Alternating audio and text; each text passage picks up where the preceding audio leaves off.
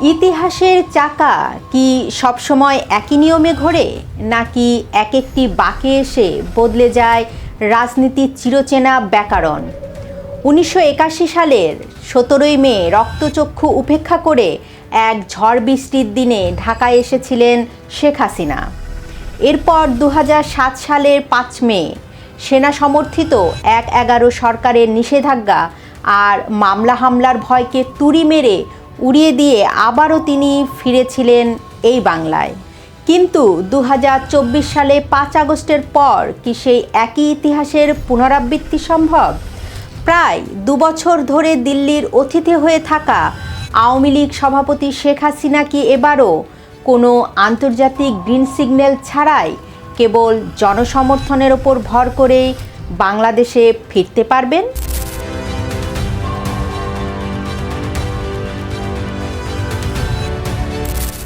শেখ হাসিনার রাজনৈতিক জীবনের সবচেয়ে বড় শক্তি হিসেবে দেখানো হয় তার প্রতিকূল পরিস্থিতিতে ঘুরে দাঁড়ানোর ক্ষমতাকে। 1975 সালের 15ই আগস্ট সপরিবারে বঙ্গবন্ধু হত্যার সময় দেশের বাইরে থাকায় বেঁচে যান 2 বোন, শেখ হাসিনা ও শেখ রেহেনা।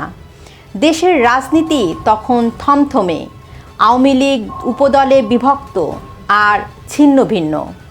ঠিক সেই মুহূর্তেই 1981 সালে নির্বাসিত অবস্থাতেই তাকে দলের সভাপতি নির্বাচিত করা হয়।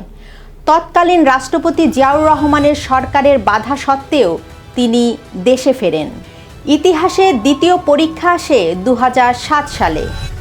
1/11-এর সেনা সমর্থিত সরকারের সময় শেখ হাসিনাকে গ্রেপ্তার করা হয়। পেরোলে মুক্তি পেয়ে চিকিৎসার জন্য বিদেশে যাওয়ার পর তার দেশে ফেরার ওপর নিষেধাজ্ঞা জারি করা হয়। কিন্তু সেবারও তিনি কোনো দেশের সবুজ সংকেতের অপেক্ষা করেননি। ওয়াশিংটন থেকে লন্ডন হয়ে 5ই মে ঢাকা বিমানবন্দরে যখন তিনি পা রাখেন, তখন লাখো নেতাকর্মীদের উপস্থিতি তৎকালীন ক্ষমতাধরদের পিছু হটতে বাধ্য করেছিল। এই দুইটি ঐতিহাসিক ঘটনায় আজ আওয়ামী লীগের নেতাকর্মীদের আশার মূল জ্বালানি। তারা মনে করছেন এবারও পরিস্থিতি ঠিক তেমনই হবে। কিন্তু আসলেই কি তাই? টানা 15 বছরের বেশি সময় ক্ষমতা থাকার পর 2024 সালের 5 আগস্ট এক নজিরবিহীন ছাত্র জনতার আন্দোলনের মুখে পতন হয় আওয়ামী লীগ সরকারের। শেখ হাসিনা আশ্রয় নেন ভারতে। আওয়ামী লীগের পক্ষ থেকে শুরু থেকেই এই আন্দোলনকে একটি সুপরিকল্পিত আন্তর্জাতিক এবং অভ্যন্তরীণ রাজনৈতিক ষড়যন্ত্র হিসাবে দাবি করা হচ্ছে। সমর্থকদের এই যুক্তির পেছনে হাওয়া দিয়েছেন স্বয়ং অন্তর্বর্তীকালীন সরকারের সাবেক প্রধান উপদেষ্টা ডক্টর মোহাম্মদ ইউনূসের একটি বক্তব্য। জাতিসংঘের সাধারণ অধিবেশনে যোগ দিয়ে মার্কিন যুক্তরাষ্ট্রে এক অনুষ্ঠানে তিনি মন্তব্য করেছিলেন, এই আন্দোলন কোনো হঠাৎ ঘটে যাওয়া ঘটনা ছিল না, বরং এটি ছিল একটি মেটিকুলাস ডিজাইন। আওয়ামী লীগপন্থী বিশ্লেষকদের দাবি, আন্দোলনের আড়ালে রাষ্ট্রীয় সম্পদ ধ্বংস, পুলিশ হত্যা এবং বিটিভি ভবন বা মেট্রো রেলে পরিকল্পিতভাবে আগুন দেওয়ার ঘটনাগুলো সাধারণ শিক্ষার্থীদের আবেগ ব্যবহার করে একটি নির্দিষ্ট গোষ্ঠী ঘটিয়েছে। এই 2 বছরে দেশের একটি বড় অংশের মানুষের মনেও প্রশ্ন জেগেছে যে পরিবর্তনের কথা বলা হয়েছিল তার সুফল সাধারণ মানুষ কতটা পাচ্ছে। নিত্য প্রয়োজনীয় দ্রব্যের ঊর্ধ্বগতি, আইন শৃঙ্খলার পরিস্থিতিতে টানাপোড়েন এবং রাজনৈতিক অস্থিরতা অনেক সাধারণ নাগরিককেই ভাবিয়ে তুলেছে। সোশ্যাল মিডিয়ায় অনেকেই বলছেন আগের দিনগুলোই ভালো ছিল। বিগত প্রায় 2 বছর ধরে শেখ হাসিনা দিল্লির নিরাপদ আশ্রয়ে রয়েছেন। ভারতীয় সরকারের আতিথেয়তায় তিনি অবস্থান করলেও তার দেশে ফেরা নিয়ে চলছে নানামুখী ভূরাজনৈতিক হিসাব নিকাশ। ইতিহাস বলছে শেখ হাসিনা যখনই বড় কোনো সিদ্ধান্ত নিয়েছেন, তিনি বাহ্যিক শক্তির চেয়ে জনসমর্থনকে বেশি প্রাধান্য দিয়েছেন।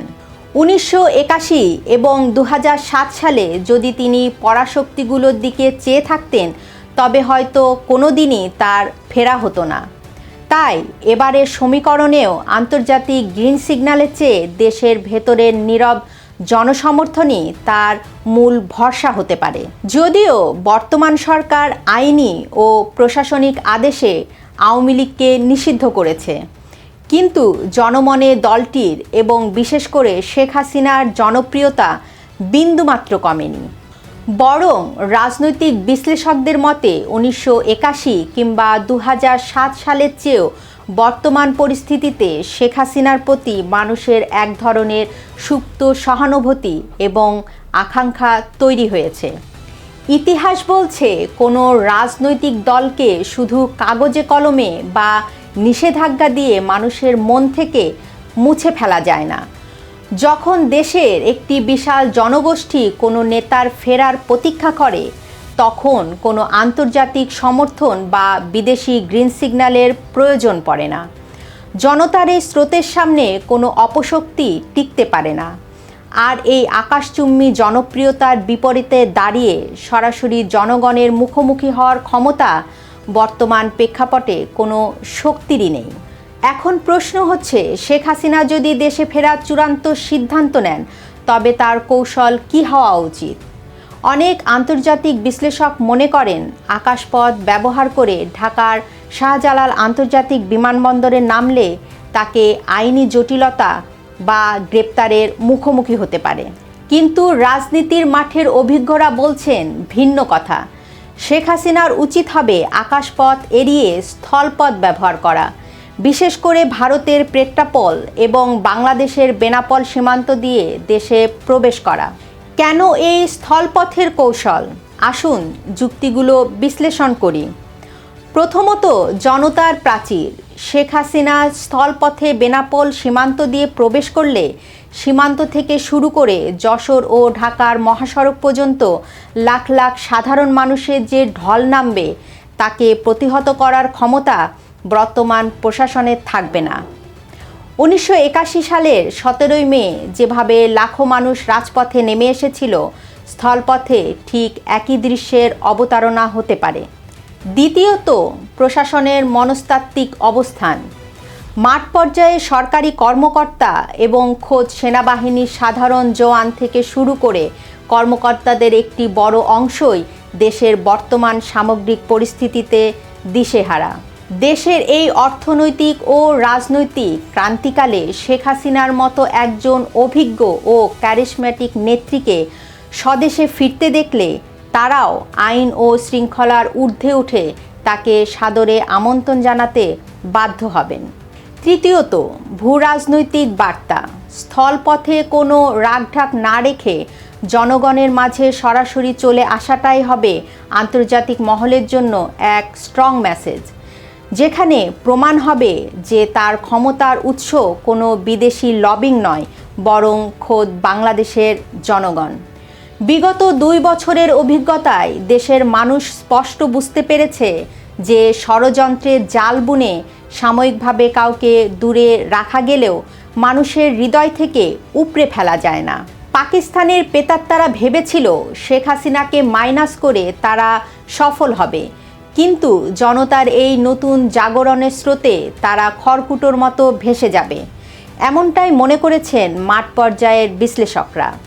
শেখ হাসিনা ইতিমধ্যে ঘোষণা দিয়েছেন তিনি দ্রুতই দেশে ফিরবেন। 1981 সালে তিনি ভয় পাননি, 2007 সালেও তিনি পিছু পা হননি। 2026 সালের এই সন্ধিক্ষণে দাঁড়িয়ে দেশের মানুষের এই নীরব হাহাকার আর ভালোবাসার ওপর ভর করে তার এখনই উপযুক্ত সময় স্বদেশে ফেরার। আর সেই ফেরার পথ যদি হয় বেনাপোল সীমান্ত, তাহলে তা হবে বাংলাদেশের রাজনৈতিক ইতিহাসের সবচেয়ে বড় এবং সফল প্রত্যাবর্তন। দর্শক, আপনার কি মনে হয়, শেখ হাসিনা কি পারবেন অতীতের মতো সব হিসাব নিকাশ উল্টে দিয়ে আবারও বাংলার মাটিতে জননেত্রী হিসাবে ফিরতে? জানান আপনার মতামত।